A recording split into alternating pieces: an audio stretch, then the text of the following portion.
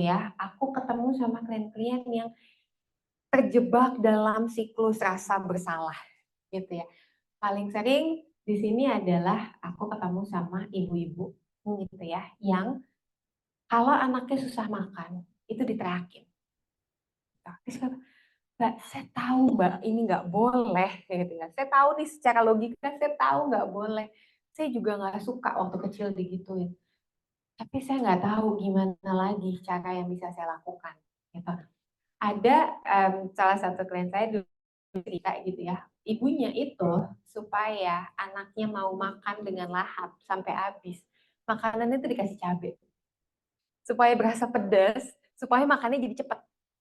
Karena kalau kalau nggak dikasih cabai, anaknya makannya jadi apa istilahnya di mood gitu. Cara itu dilakukan ulang gitu ya, meskipun dia tahu itu tidak nyaman, tapi tetap dilakukan karena familiaritas. Itulah yang dia ketahui untuk bikin anaknya tidak ngemut makanan. Gitu. Padahal kan balik lagi ya, ketika kita bisa mengkritisi apa yang kita berikan buat anak, mungkin kita bisa mencoba untuk lebih sabar atau lebih sabar dalam artian mencari cara. Sebenarnya selain cabai kasih cabai makanannya berpedes kita bisa ngapain lagi. Tapi ini adalah hal-hal yang ketika tidak disadari ada kecenderungan kita mengulang pola hal yang sama karena yang kita tahu familiaritas. Meskipun sebenarnya kita juga tidak nyaman. Nah, yang aku skip dulu yang keempat, yang kelima, aku yang keenam dulu gitu ya, terkait critical inner voice, komentar-komentar tajam dan meragukan diri, karena berkaitan dengan recreating. Habis melakukan sesuatu yang tadi aku bilang, terjebak dengan rasa bersalah karena habis melakukan, karena tahu nggak benar gitu, karena tahu mestinya nggak gini sih, mestinya ada cara lain sih. Lalu keluarlah kalimat-kalimat yang cukup galak untuk diri sendiri, seolah-olah ini lagi digalakin sama orang tua zaman dulu. Gimana sih kamu jadi ibu, gini aja nggak bisa. Gimana sih kamu jadi ibu, masa kamu bikin anak kamu nangis. Gimana sih kamu jadi ibu, bikin anak kamu tenang aja nggak bisa. Gimana sih kamu jadi ibu, wah gitu ya. Langsung tuh komentar-komentar tajamnya keluar gitu. Nah, hal lain bagaimana masa kecil mempengaruhi cara kita menjadi orang tua adalah ketika kita jadi mudah ke-trigger atau triggered.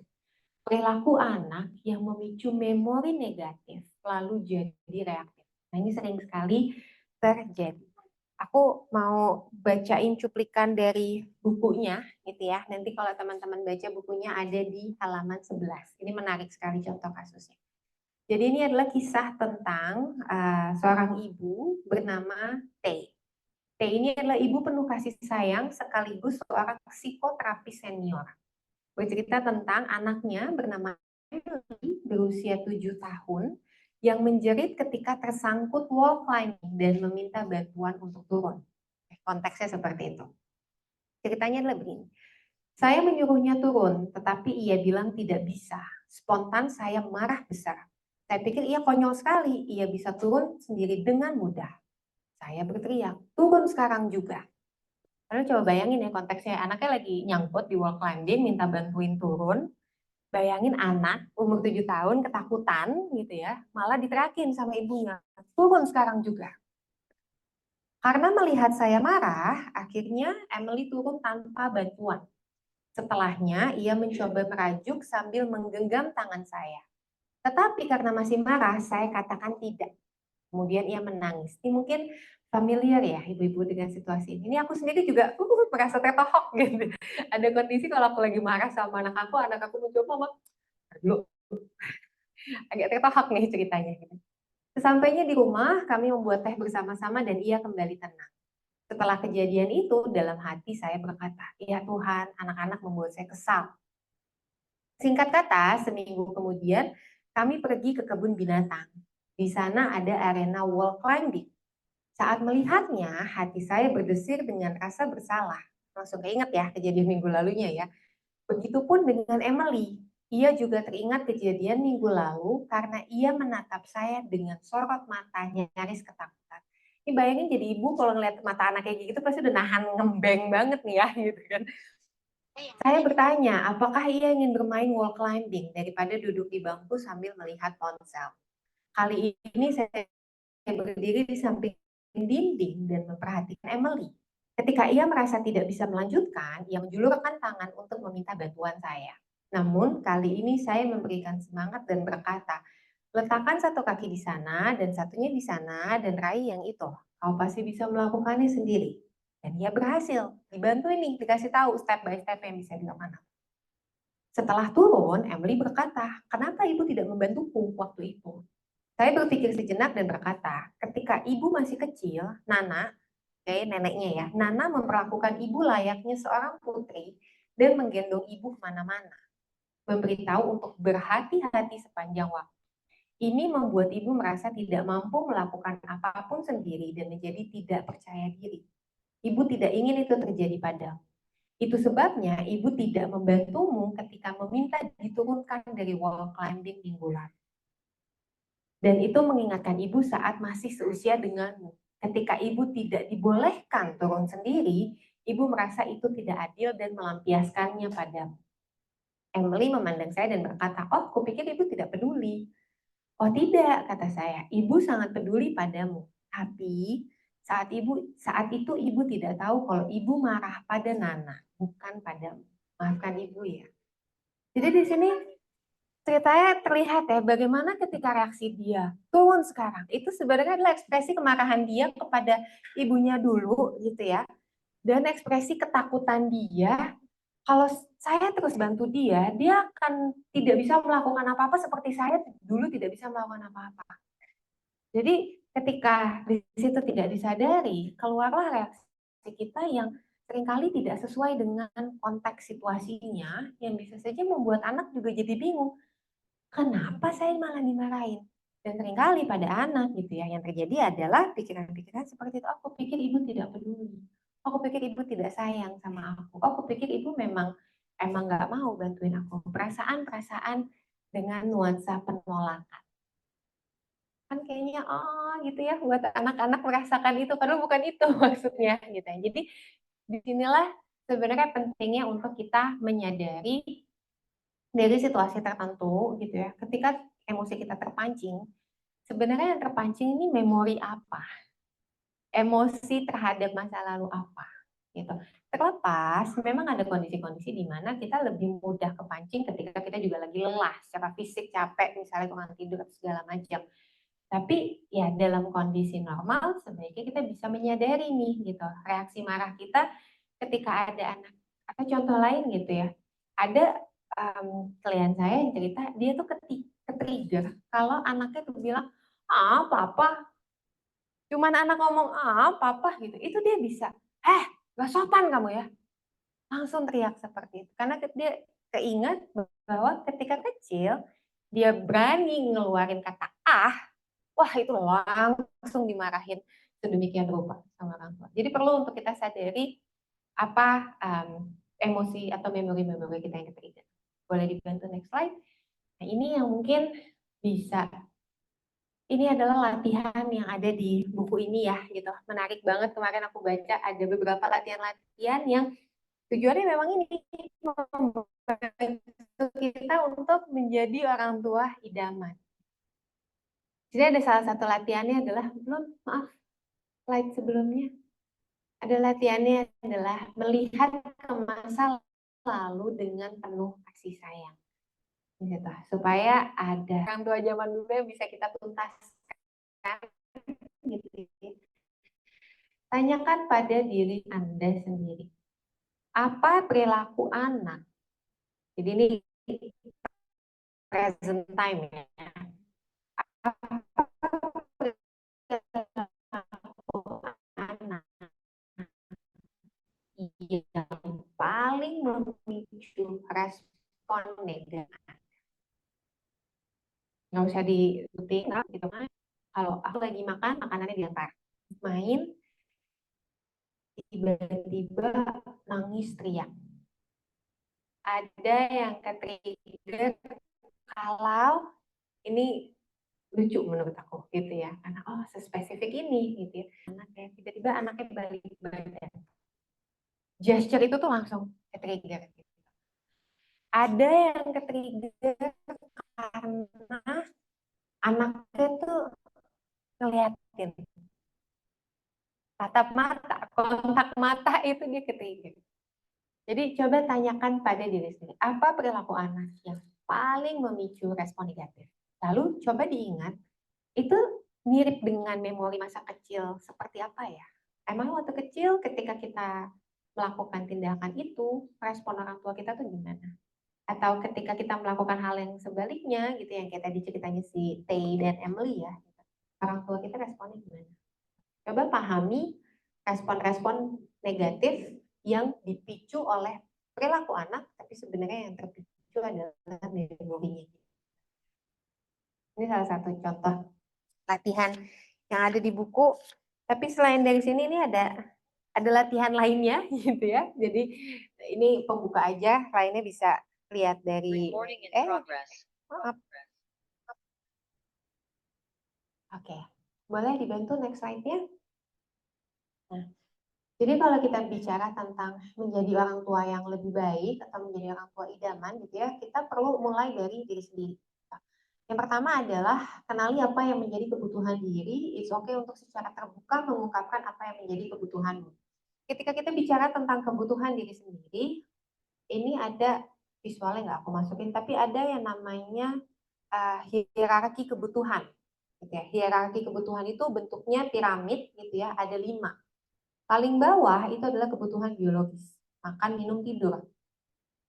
Kalau kebutuhan biologis terpenuhi, kurang lebih 70-80% itu akan terbuka kebutuhan yang kedua. Kebutuhan yang kedua di atasnya itu adalah kebutuhan akan rasa aman.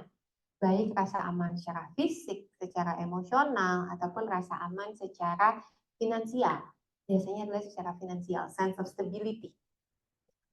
Yang ketiga ada, kalau yang kedua ini udah terpenuhi, berarti kurang lebih sekitar 70-60% akan terbuka kesadaran kita atas kebutuhan yang ketiga, yaitu love and belongingness, untuk memiliki hubungan yang bermakna dengan orang lain. Gitu. Ini mungkin kebutuhan love and belongingness ini yang dari penelitian yang aku baca, dari pengalaman aku juga di ruang praktek, kayaknya adalah kebutuhan yang belum disadari oleh orang tua generasi baby boomers ini. Karena mereka hidup di masa bertahan hidup aja tuh susah. Yang secara finansial tuh masih sulit gitu. Untuk cari kerja tuh masih sangat terbatas. Sehingga makanya fokusnya adalah pada pemenuhan kebutuhan finansial. Makanya kalau memang ketemu nih sama orang tua atau punya orang tua yang kayak, kenapa sih dia apa-apa tuh segala sesuatu dilihat dari uangnya? Karena itulah memori masa kecil mereka. Kalau punya resource-nya secara finansial, maka hidup bisa tenang. Karena mereka beneran hidup di zaman yang secara finansial sulit, gitu kan. Indonesia baru merdeka at the time, gitu ya. Segala kontekstual itu yang perlu kita paham. Ketika kebutuhan akan love and belongingness terpenuhi, akan kita sadarkan akan kebutuhan yang keempat. Kebutuhan untuk merasa daya esteemnya. Gitu. Ketika self esteemnya merasa berdaya, mungkin ini yang suka terjadi di beberapa kasus yang aku temui di ibu-ibu rumah tangga. Finansial alhamdulillah terpenuhi, relasi baik, tapi kemudian merasa oke ada yang kosong ya. Oke ya, aku ingin berkarya, ingin berdaya, ingin bisa memberikan impact yang lebih luas lagi. Untuk diakui atau dilihat pencapaian sebagai, misalnya aku sebagai seorang Nadia, bukan sebagai ibunya siapa atau istrinya siapa gitu. Karena ya ketika semua kebutuhan itu terpenuhi, kita akan kuat tuh kesadaran akan kebutuhan yang keempat. Nah, kembali lagi yang di sini, kenali apa yang menjadi kebutuhan diri. Seringkali bahkan buat ibu-ibu terutama, bapak-bapak juga sekarang banyak, bahkan kebutuhan yang pertama aja akan biologis itu terabaikan. Contoh, siapa di sini yang punya kebiasaan waktu anaknya masih kecil atau anaknya sekarang masih kecil, kalau waktunya nyuapin anaknya duluan baru makan. Ada yang ngangkat aku. Apa mesti anaknya makan duluan baru makan? Bisa bayangkan nggak kalau anaknya lagi di periode GTM, kitanya lagi lapar. Wah, bubar emosinya untuk menghadapi itu. Gitu. Jadi kadang-kadang kita mungkin faktor dari nilai sosial juga ya, selalu diajarkan Namanya jadi orang tua, kalau udah punya anak, semua tuh buat anak. Namanya udah orang tua, ya udah semua hal tentang kebutuhan orang tua korbankan aja. Tapi inilah yang terjadi ketika kita menjadi orang tua yang mengorbankan semua kebutuhan kita tidak terpenuhi, akhirnya kosong. Ya kalau kita kosong mau ngasih ke anaknya gimana? Kan sulit ya, gitu. Jadi kenali apa yang menjadi kebutuhan diri. Jadi kalau bilang, mama lapar, mama butuh makan dulu. Gak apa-apa ya, ya udah makan aja dulu. Anaknya titipin dulu, kasih aja dulu ke bapaknya, tanya aja dulu. Kak, aku dari skala 1 ke 10 laparnya berapa? Aku laparnya 3, ya udah aku 5, aku makan duluan ya. It's okay, karena balik lagi, kalau anak lagi GTM, disuapin sama kita yang lagi laparan, bubar semuanya. Itu yang pertama adalah, kenali apa yang menjadi kebutuhan diri. Nah, kenapa ini penting buat kita praktekkan buat diri kita sendiri, supaya anak kita juga bisa kita biasakan untuk kenali dulu menjadi kebutuhan kamu, supaya anak ini tidak tumbuh menjadi anak yang selalu mengiyakan apa kata orang. Ini buat orang-orang people pleaser mungkin paham ya capeknya selalu mengiyakan gitu kan. Jadi untuk kita mau anak bisa stand up for themselves, bisa speak up, ya kita perlu contohin ke mereka, saya butuh ini, saya ini dulu, saya butuh ini. Sehingga anak pun bisa melakukan apa yang dicontohkan oleh orang tua. Yang kedua, mulai dari menerima bahwa semua perasaan itu valid. Emosi yang kita rasakan itu valid. Terima, akui, itu menjadi bagian dari diri kita. Tapi bagaimana mengekspresikannya itu yang perlu kita pelajari supaya kita bisa mengelola dan mengekspresikan emosi dengan sehat. Jadi kalau emang lagi sebel gitu ya sebel aja nggak apa-apa. Bukan berarti kita sebel sama satu orang, kita sebel pada satu kejadian, maka orang itu secara keseluruhan adalah orang yang jelek. Misalnya, ini yang cukup sering aku temui adalah misalnya relasi kita dengan orang tua kita. Mau bilang sebel banget sih aku sama mama nih gitu kan. Udah dibilangin anak jangan dikasih coklat, masih juga dikasih coklat. Tapi ketika kita mau bilang sebel karena mungkin ada ajaran masa lalu ya yang membuat kita tidak boleh menerima emosi negatif, kita mengabaikan perasaan sebel itu. Kita yang kayak, kok mikir gini sih tentang orang tua sendiri, kan itu orang tua kita, masa kita mikirin itu ke mereka. Padahal pada saat itu untuk kita merasa sebel, merasa kecewa, merasa dilangkahi oleh orang tua ya valid aja, kan spesifik pada situasi itu. Spesifik pada situasi itu di mana saya udah bilang jangan dikasih coklat, anaknya lagi baru. Lalu orang tua saya melanggar hal itu. Saya sebel karena posisi saya sebagai orang tua anaknya jadi tidak dihargai nih. Tapi udah sampai di situ aja. Kita nggak bilang dalam konteks lain dia nenek yang jahat, dia kakek yang jahat. Enggak, benar-benar hanya di situ saja. That's okay. Toh ketika kita sebel, yang terpenting adalah yang ketiga, belajar untuk mengekspresikan dan kelola emosinya dengan sehat. Masih bisa kok kita untuk tetap asertif, tetap sopan, nggak jadinya marah-marah ke orang tua kita gitu ya. Gimana sih nenek? Gitu. Tetap kok bisa. Gitu. Jadi adalah dua hal yang berbeda untuk mengakui emosi-emosi negatif yang kita punya di dalam. It doesn't make us a bad person untuk punya emosi negatif itu, tapi yang terpenting adalah bagaimana kemudian diekspresikan dan kelola emosi dengan sehat. Nah ini yang perlu mau kita ajarin ke anak-anak gitu. Kalau mereka sebel sama temennya karena nggak diajak main, nggak apa-apa, kita terima emosinya. Jangan bilang anaknya lagi main misalnya di komplek gitu ya, tahu-tahu pulang dia nangis, ditanya kenapa? Aku nggak diajak main sama Ayu EO gitu kan. Ah, aku sebel sama dia jahat gitu. Nggak boleh bilang orang jahat. Itu dia lagi ini aja kali, lagi itu aja kali gitu. Tapi yang perlu adalah anak perlu untuk divalidasi dulu loh emosinya. Kita bisa bilang, iya sih kebayang ya kalau aku di posisi kamu lagi pengen banget atau nggak diajak rasanya nyebelin ya. It's okay, kita validate itu. Tapi yang penting adalah ekspresi dan kelola emosi. Kan nggak tiba-tiba kita bobo panci, oke bentar mana orangnya sini. Mama datengin kan nggak gitu juga gitu ya. Jadi kita bisa bantu anak, oke, apa yang bisa mereka lakukan untuk kelola emosi? Nggak nyaman ya, nggak enak ya. Kamu butuh apa? Mau nangis dulu, mau sebel dulu, mau peluk dulu sama mama di sini? Udah tenang, baru kita ngomong sama anak kita, mau coba lagi, tanya lagi ke teman kamu, aku boleh ikut main nggak? Mungkin ketika anak juga udah divalidasi emosinya, udah bantu ditenangkan, dia tahu bahwa dia diterima, apa adanya sama orang tuanya, confidence-nya datang. Bisa tuh kembali lagi keluar, ya udah deh aku coba lagi, aku coba tanya lagi. Kalau aku cari aja teman lain yang mau main sama aku. Problem solve. Jadi di situ perlunya kita untuk mau mengajarkan anak bagaimana kelola emosi dengan positif, ya kita mulai dari diri kita sendiri juga. Lalu yang berikutnya, nomor 4 dan nomor 5, kenali suara-suara kritik tajam pada diri, inner voice. Gitu ya. Yang kayak tadi, jahat banget sih saya mikir begitu tentang orang lain. Gantilah dengan kata-kata yang penuh kasih. Gitu kan. Iya, emang lagi sebel. Saya manusia, saya punya kata-kata, saya punya perasaan, saya nggak suka diperlakukan seperti ini. Jadi ganti dengan kata-kata yang penuh kasih ketika kita juga melakukan kesalahan. Misalnya, ini siklus mama-mama nih yang paling sering.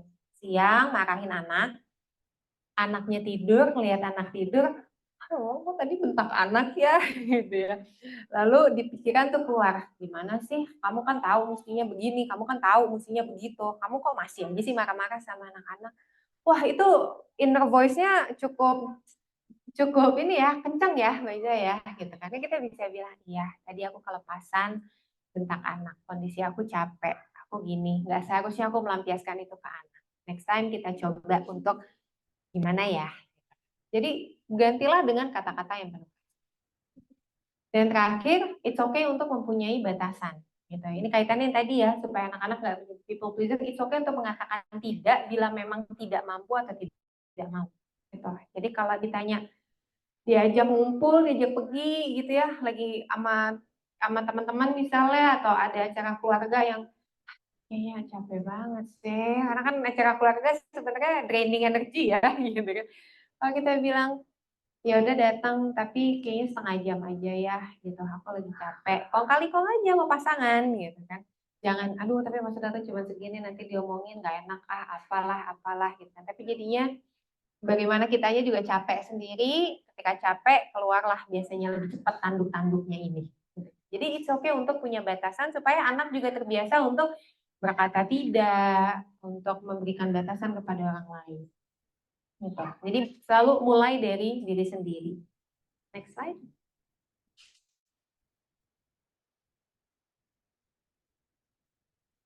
Di sini tadi ya terkait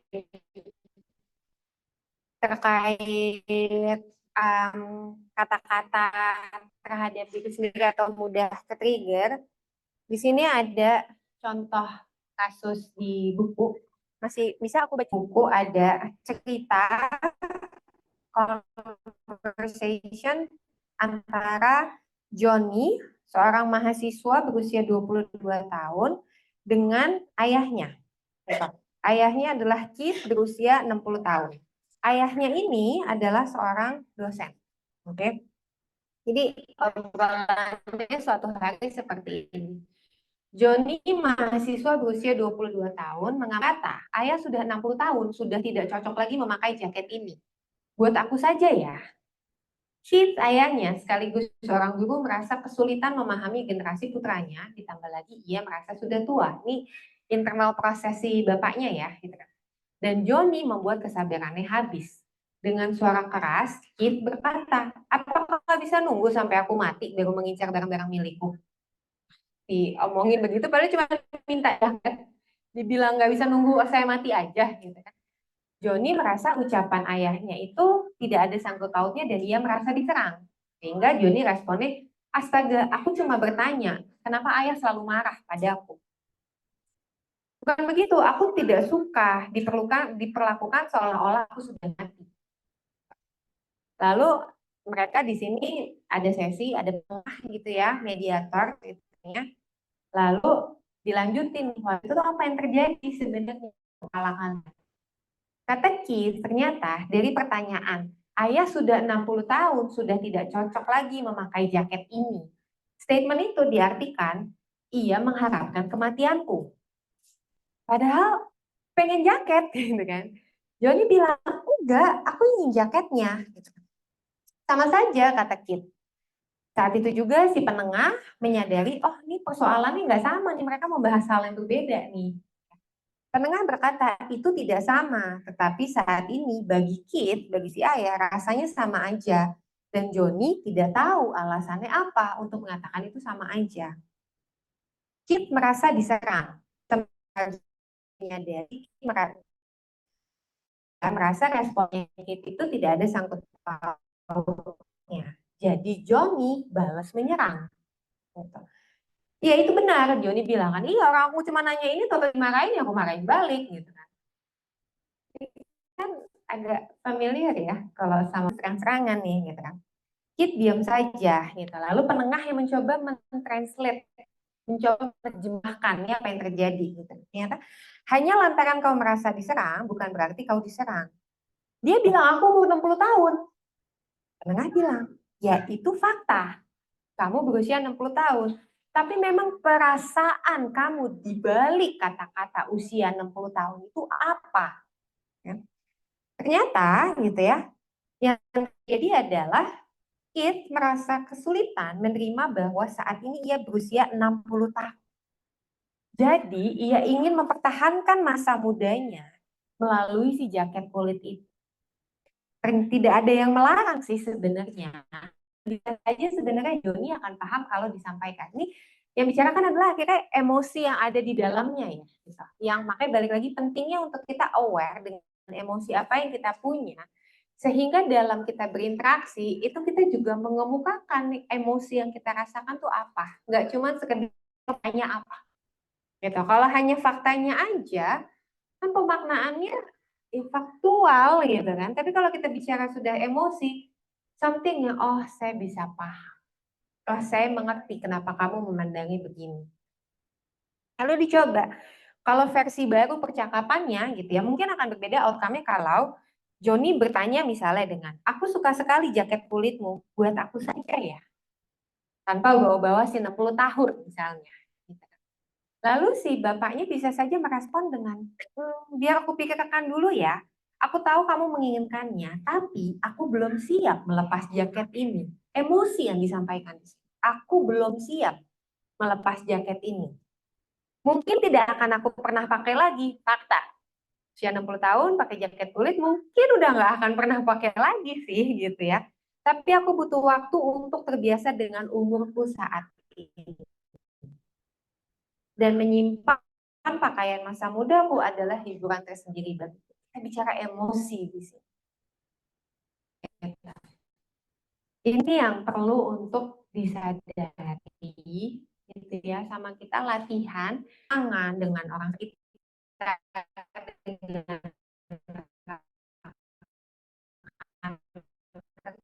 dengan enak, dengan anak, nggak ada yang begitu. Pasti ada sesuatu di balik itu, emosi tertentu yang kita rasakan, yang memancing respon kita keluarnya seperti apa yang kita keluarkan. Jadi kadang-kadang ketika kita lagi beradu pendapat gitu atau kita lagi mencoba menyampaikan posisi kita, sudut pandang kita, seringkali yang dibutuhkan tuh jangan hanya menyampaikan faktanya,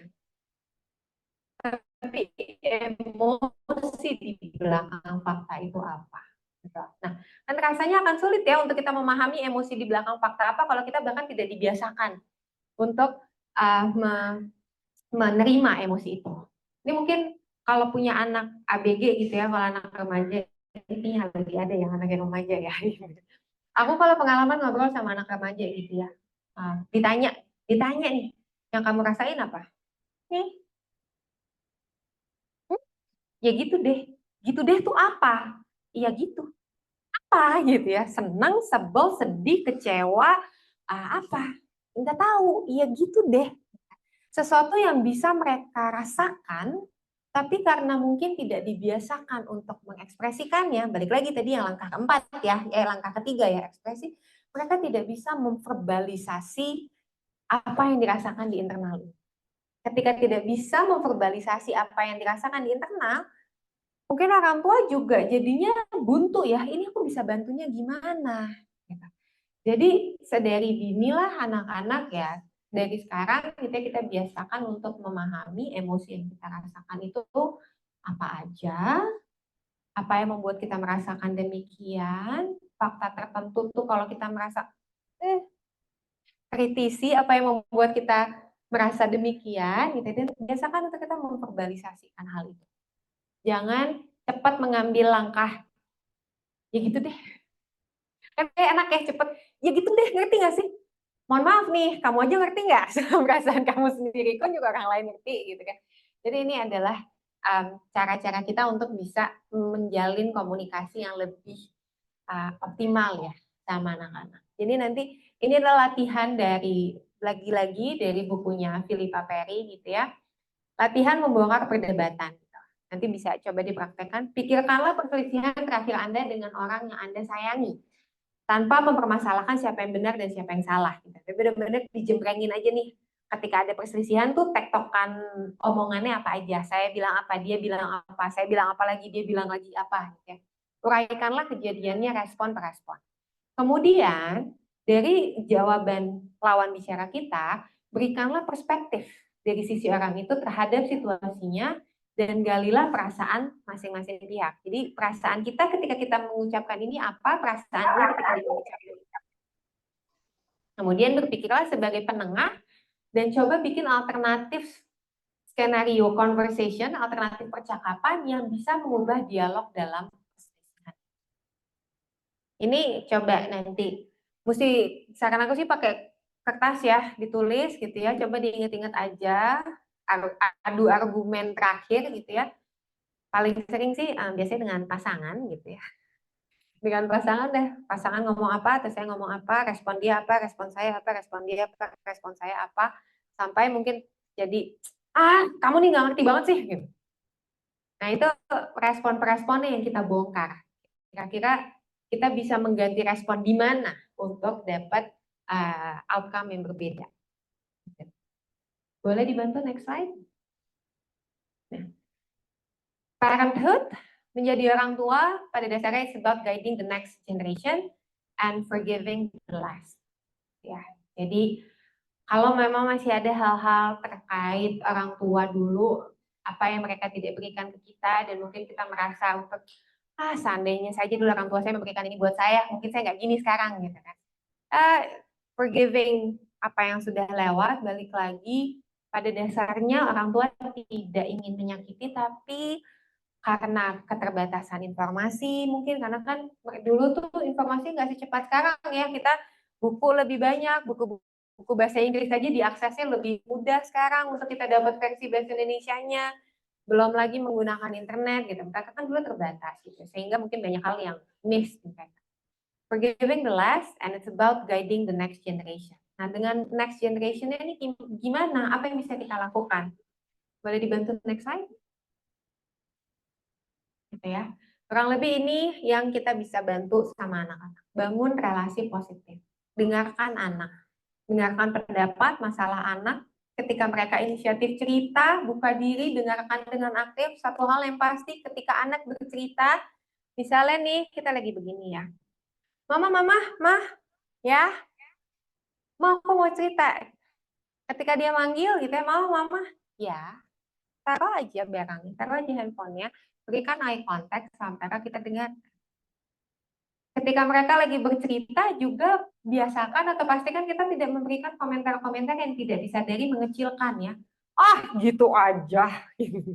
Gitu aja masa sedih, gitu aja masa marah gitu kan. Tapi bantu mereka untuk lagi-lagi validasi emosi tadi. Sebel ya. Dengarkan anak gitu. Kemudian sering bilang I love you. Gitu ya. Kadang-kadang anak tuh suka nanya, "Mama tuh sayang gak sih sama aku?" Gitu. Dijawab aja, sayang, aku sayang banget sama kamu. Gak usah dijawab dengan, menurut kamu, tiap hari mama masakin kamu, nganterin kamu ke sekolah, nggak usah lah dijawab seperti itu. Kadang-kadang gini, kadang-kadang kita merasa tingkah laku kita sudah cukup menjelaskan. Memang, kalau nggak sayang, logikanya, kalau nggak sayang, saya nggak akan melakukan repot-repot semua ini untuk kamu. Tapi tetap rasanya tuh beda kalau diungkapkan dengan terbuka. Ini kunciannya buat pasangan ya. Iya aku tahu kamu udah ngelakuin ini itu segala macam, tapi tetap ketika secara verbal disampaikan, tetap rasanya itu berbeda. Begitu juga ke anak-anak. Boleh next slide? Gitu. Membangun relasi positif lainnya adalah bermain bersama anak. Gitu. Dengan bermain bersama anak, anak akan mengasosiasikan waktu bersama dengan orang tua sebagai hal yang menyenangkan. Main sama-sama. Board game kayak kalau lagi main ke playground tuh gitu ya, ya ikutan main rosotan sama anak-anak. Paling kita bilang sama anak-anak, nah kamu bisa main sih 2 jam gak berhenti. Mama cuma kuat 10-20 menit nih gitu kan. Udah ngap banget nih. Mama mainnya 10-20 menit aja ya gitu. Tapi nggak apa-apa. Tetap ada waktu yang kita luangkan gitu ya. Main sama anak-anak. Jangan, udah kamu main di sana, mama duduk di sini ya. Gitu kan. Adalah waktu yang kita luangkan bersama mereka. Balik lagi, tenaganya beda ya, ibu-ibu bapak ya, gitu kan. Mereka kuat nih 2 jam, naik turun segala macam, kita kuatnya cuma 20 menit, tapi that 20 minutes matter for us. Jadi bermainlah bersama mereka. Dan terakhir adalah waktu makan bersama. Nah, ini yang menariknya adalah di ruang praktek aku gitu ya. Ternyata adalah hal yang sangat sulit dilakukan. Gitu. Main sama anak, anak akan mengasosiasikan waktu, oh ini kata-katanya sama. Jadi ketika makan itu beneran makan, handphone ditaruh, semuanya ditaruh, beneran makan, conversation, nggak ada TV nggak boleh nyala. Kalaupun mau nyala, nyalain musiknya aja supaya rasa-rasa agak di kafe gitu ya, atau bangun suasana gitu kan. Tapi duduk, makan, ngobrol, eye contact, ngobrol, cerita aja. Kalau anaknya ditanya nggak mau jawab, kita aja yang cerita tentang hari kita. Kita aja, Mama hari ini di kantor lagi apa? Mama hari ini di jalan ketemu hal yang menarik apa? Kita tanya sama suami kita, kalau ayah ada hal menarik apa hari ini? Conversation, libatkan anak-anak dalam diskusi itu. Gitu. Begitu juga dengan kita tanya hari mereka di sekolah gimana, apa yang menyenangkan hari itu. Kalau mereka sulit, kasih pertanyaannya spesifik. Tadi makan siang sama siapa, duduk sama siapa, kamu ngeh nggak teman kamu makan apa? Menurut kamu, kalau kamu dibekelin itu, kamu suka nggak? Oh, makanan kamu yang kamu suka yang paling mana? Panjang langsung. Jadi ketika bertanya, aku tuh nggak tahu Mbak mesti ngomong apa, Mbak diem-dieman aja. Jadi kita breakdown aja kecil-kecil supaya waktu makan bersama itu menjadi suatu hal yang dinanti-nanti, dan buat anak tuh mereka ada rasa kebanggaan sendiri loh kalau dilibatkan dalam conversation orang tuanya. Karena dianggap, pendapat saya tuh didengar sama orang tua saya. Jadi waktu makan bersama, makan malam, kalau ternyata jadwal kerjanya agak sulit gitu ya sama papanya atau sama mama papanya nggak ketemu, ya setidaknya mamanya sama anaknya makan malam, papanya sama anaknya makan malam. Weekend coba diatur makan malam sekeluarga. Jadi misalkan untuk ada waktu makan bersama yang dilakukan secara. Kalau nggak salah ini sudah slide terakhir. Yes, oke. Sekian materi dari aku. Mohon maaf kalau kepanjangan. Semoga tidak membosankan dan mendapatkan insight yang bisa dimanfaatkan buat teman-teman. Terima kasih. Tepuk tangan dulu boleh dong untuk badannya. Tapi aku boleh. Pak kita tukarkan lagi. Oh, ada satu lagi.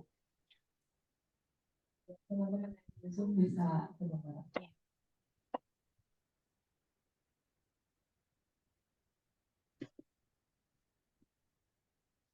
Oke, tadi penjelasan Mbak Nadia ini sangat membuka pengetahuanku juga. Aku sebagai anak posisinya saat ini ya, jadi terrecall juga tentang pola asuhnya orang tuaku. Jadi dengan penjelasan Mbak Nadia tadi juga dari sisi orang tua, setiap tindakan orang tua tuh berarti harus melihat lagi ke masa lalu ya. Dan aku juga sebagai anak mungkin jangan nggak boleh ngejudge nih kalau orang tua begini dia emang nggak peduli gitu, nggak sayang. Sekarang aku jadi lebih ngerti kalau mungkin itu ada pengaruh dari masa lalu orang tua aku gitu ya. Oke, nah sekarang selanjutnya adalah masuk ke sesi tanya jawab. Untuk ibu-ibu yang hadir di sini boleh menyiapkan pertanyaannya, dan teman-teman yang di Zoom boleh langsung di chat aja di chat. Tadi ini aku sudah dapat satu pertanyaan dari grup ya. Aku langsung tanyakan saja ya ke Nadia. dari Kak Alfonsus Andra. Oke. Katanya, apakah boleh orang tua berbohong untuk membuat orang lain atau anak merasa bahagia?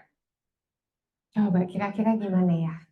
Berbohong. Ini selalu konteksnya berdalih dengan white lies katanya ya, gitu. Tapi pada dasarnya sih berbohong itu artinya ada sesuatu yang ingin ditutupi ya, gitu. Ketika ada yang ingin ditutupi, pada akhirnya biasanya akan kebuka aja.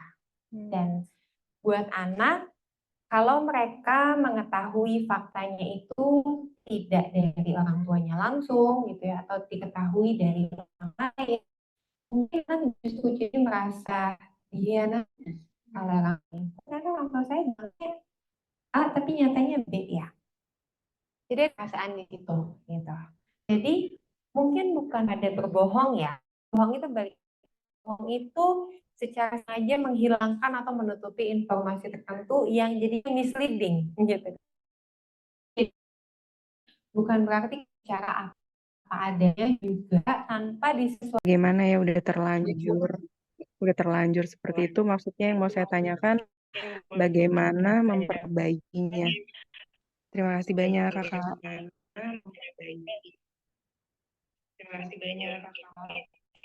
Oke, terima kasih Mbak Yungkep ya gitu buat teman-teman yang offline di sini. Jadi Belinda saat ini punya anak dua, waktu anaknya kayak Linda masih muda sehingga melihat dirinya masih emosional gitu ya. Ada kondisi di mana hal-hal yang tidak dia suka mempengaruhi cara dia berespon terhadap anaknya. Sampai salah satunya contohnya adalah kalau anaknya lagi mau ke neneknya, dia nggak suka anaknya bisa direbut gitu ya. Ini semoga nanti Mbak Yulinda dengan neneknya anak-anak sudah lebih baik ya. Gitu.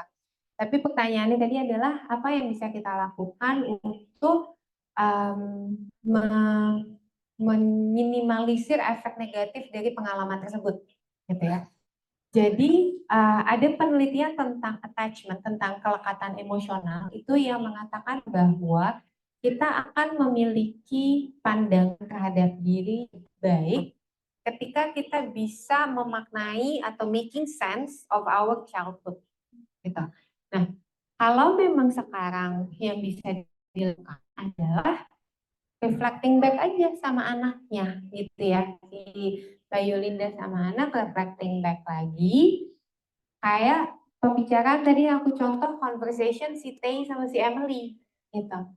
Jadi dibuka lagi memorinya karena jangan sampai sebenarnya anak tuh ada menyimpan memori negatif di label di sana gitu ya bahwa ibu saya jahat kayak si Emily melabel ibunya tidak peduli sama dia gitu ya tapi nggak dikeluarin aja secara verbal jadi tidak apa untuk ibu yang membuka conversation lagi sama anak gitu ya nah mama tuh kepikiran waktu kecil ada kejadian yang begini begini begini kakak inget nggak tanya aja kakak inget nggak.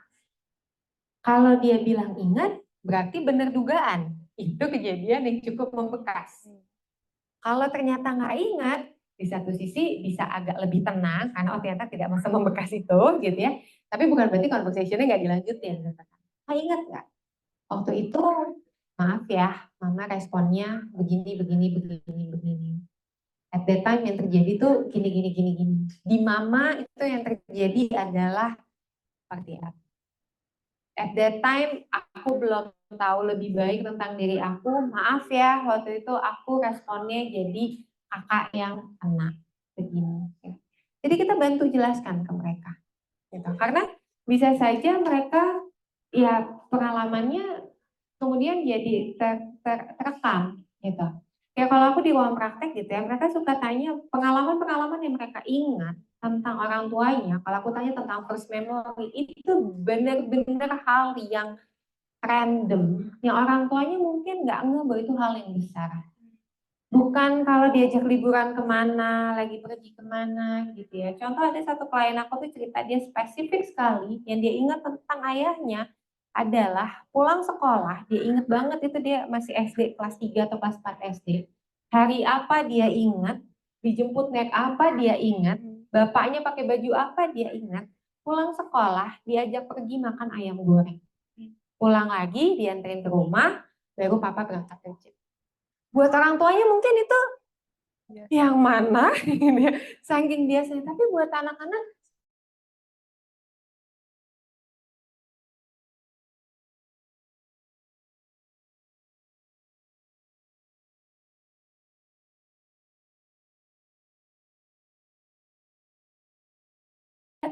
mengusahakan menyediakan waktu kok buat saya gitu. Jadi ini pentingnya kalau memang ada hal-hal yang kayak tadi ceritanya Bu Yulinda ya gitu. Ya udah diobrolin lagi sama anaknya. Kakak ingat nggak, bantu mereka untuk menarasikan ulang kejadian tersebut bahwa it happened not because of you, it happened because of me. Gitu. Itu yang kita bisa coba sampaikan. Jadi selamat mencoba berdiskusi dengan anak pertamanya ya, Mbak Yulinda. Baik, terima kasih. Selanjutnya, yang di sini ada yang mau bertanya? Aku kasih kesempatan. Boleh, silakan.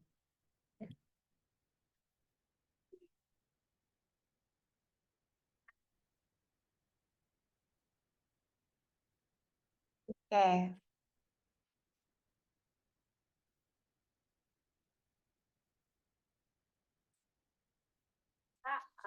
Apa namanya? Inner child itu kan ada yang negatif, Ya. mungkin ada yang positif. Nah, bagaimana cara menyembuhkan luka inner child yang positif, yang negatif, dan bagaimana kita bisa memupuk inner child kita yang positif agar kita bisa memotivasi atau memberikannya kepada anak-anak kita. Oke. Terima kasih Bu Dewi pertanyaannya. Mungkin aku bantu ulang kembali ya buat teman-teman yang online siapa tahu tidak terdengar. Jadi di sini ada kita Bu Dewi punya 2 anak bertanya bahwa namanya kita kan pasti punya inner child ya. Aku seneng banget tadi statementnya Bu Dewi yang bilang inner child itu ada yang positif ada yang negatif. That's very very correct. Karena selama ini orang mengasosiasikan inner child yang jelek.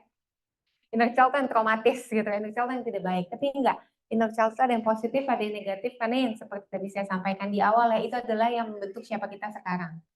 Nah, untuk yang positif, alhamdulillah gitu ya. Tapi untuk yang negatif, kemudian apa yang bisa kita lakukan untuk tidak memberikan dampak negatif? Nah, yang bisa dilakukan adalah kita ibaratnya gitu ya. Ini on a daily basis, misalnya gitu. Ibaratnya itu kita mau nonton film, tapi filmnya adalah film yang ada di kepala kita. Bawa diri kita ke memori inner child yang negatif tersebut.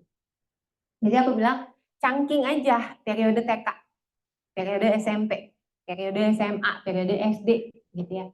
SMA mungkin lebih mudah diingat ya, tapi periode TK, periode SD, periode SMP. Kalau dulu rumahnya pindah-pindah, periode di rumah mana, di rumah mana, di rumah mana, kota mana, gitu ya. Dipecah memorinya, lalu coba tarik di periode itu. First memory yang terlintas tuh apa? Jadi kita menonton ulang cerita hidup kita, gitu ya. First memorinya apa? Coba ditonton lagi. How do you feel about that memory? Gitu. Kalau dari how do you feel terhadap that memory itu ada yang kayaknya emosinya negatif ya. Yang pertama kita lakukan adalah identifikasi dulu memorinya apa saja, emosinya apa saja. Gitu. Emosinya apa saja tuh nanti mungkin aku nitip dari Mbak Iza ya gitu materinya gitu, tapi mana ya, aduh aku lagi nggak pegang, tapi emosi itu tuh ada banyak. Jadi nanti teman-teman bisa menggunakan namanya roda emosi gitu ya, nanti bisa dilihat emosinya yang keluar tuh apa aja dari sana gitu. Lalu untuk emosi yang negatif coba lagi di telaah gitu ya, apa yang saya pikirkan terhadap situasi itu. Kenapa kita emosinya negatif gitu ya? Mungkin karena at that time waktu kecil kita memaknainya sesuai dengan kapasitas yang kita punya gitu kan. Tapi sekarang sebagai kita orang dewasa, ada kemampuan kita yang lebih matang untuk bisa melihat dari sudut pandang orang lain. Gitu. Jadi mungkin part di mana orang tua zaman dulu tuh sering banget bilang, nanti kalau kamu udah dewasa juga kamu ngerti. Mungkin part dari situ ya gitu kan. Karena kita udah dewasa mungkin kita bisa memahami sudut pandang orang tua at that time apa. Tapi kenapa mesti nunggu saya dewasa dulu buat saya memahami sudut pandang itu gitu ya. Jadi Karena sekarang udah dewasa, dikembalikan lagi ke memorinya, lalu pahami at that time gitu ya, yang dirasakan orang tua, yang dipikirkan orang tua, sudut pandang mereka, atau orang tua lah, kakek, nenek, kalau ada teman, tergantung ya subjek yang ada di memori itu siapa ya, itu apa. Jadi sama latihan yang tadi, kalau boleh kembali ke materi aku, yang latihan tadi tentang mengupas perdebatan itu.